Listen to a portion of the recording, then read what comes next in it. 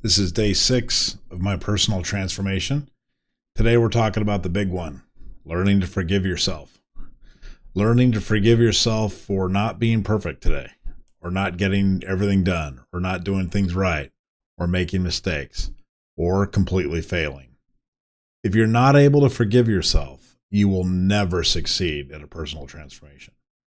As you attempt to try to improve and make yourself better and take one extra step, and for me, sometimes it's just fighting through the molasses that is just feels like I'm walking in this thick mud trying to just get one small improvement. If you can't forgive yourself for making a mistake, then what'll happen is you'll digress and you'll go back to where you were in misery and being uncomfortable and feeling down on yourself. It just doesn't work out. So we all have days when we set high expectations and we fall short. Forgiving ourselves for slip-ups is essential for personal growth and for mental well-being. We're going to talk about several concepts here. The challenge of self-forgiveness, what I consider a very critical way to build this into your daily process. We'll talk a little bit about the concept of atonement. We'll talk about forgiving others to forgive ourselves. And then my final thoughts on going through this process. Forgiving yourself is challenging. It's probably the hardest thing to do. Oftentimes we'll forgive other people, but we just can't forgive ourselves. We tend to be our own harshest critics. You know yourself better than anybody else. You know what you're thinking about. You know what your motivations are. You know the shortcuts you took. You know the little white lies you made. All of these things you know acutely well. Oftentimes when people come to tell us our failures, we already know them very well because we're our own worst critic. Sometimes society pressures us to be more perfect than we're able to be. Sometimes society sets up this ideal that we just cannot achieve. There's an emphasis we need to have in our lives, which is to forgive ourselves. And to forgive ourselves is an act of self-compassion and strength. You are actually stronger when you can fail, have compassion on yourself, and rise again the next day. That is resilience.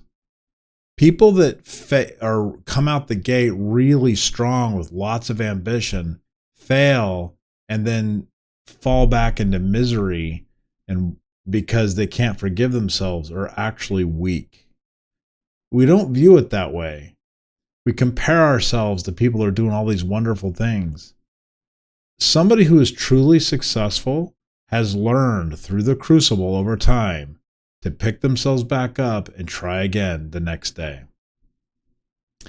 You know, I was watching a tennis match the other day. I saw this tennis player that was just amazing. And you would think, wow, I want to be a great tennis player and go out there and start playing tennis. You're never going to be as good as that awesome pro tennis player right away. But I bet you if we went and interviewed that pro tennis player, we'd find out there are a million, or not a million, but there are a lot of days where that poor girl was picking herself up off the ground, picking herself up after a failed match, a failed lesson, a mistake that's made. There's thousands and thousands of times where she had to pick herself up off that tennis court and try again. One of the most powerful ways that we can build forgiveness into our daily routine is to have a daily review session. I built this into the 365 commitment. Basically, at the end of each day, I review the day and I ask myself, how did I do? Where did I fail? I always fail. I never completely succeed. I never have a perfect day, and that's okay. So just build it into your review session. Take the time to actually reflect on your actions. Don't just mindlessly go through an end of the day review session. Actually take the time to go through your day. It doesn't take that long. It's maybe a 5-minute exercise. Just review your day and how you did. What decisions did you make? Or worse, what decisions did you not make? Meaning you were just mindlessly going through the day and didn't actually make a decision. And that's probably the thing that the action review will help you with the most. You should also acknowledge your achievements. What did you do good? And then identify areas for improvement if you can. This is about learning and growing and not dwelling on mistakes. A nightly review session really helps cement that into your mind. This is something you're going to have to learn to do. Forgive yourself, forget your mistakes, come up with a way to improve, and try again the next day. In the Christian faith, there's this concept called atonement, but the Christian faith didn't come up with that concept. That concept has been around for a long time. But atonement, when I say atonement, I mean to atone for a sin or a wrongdoing.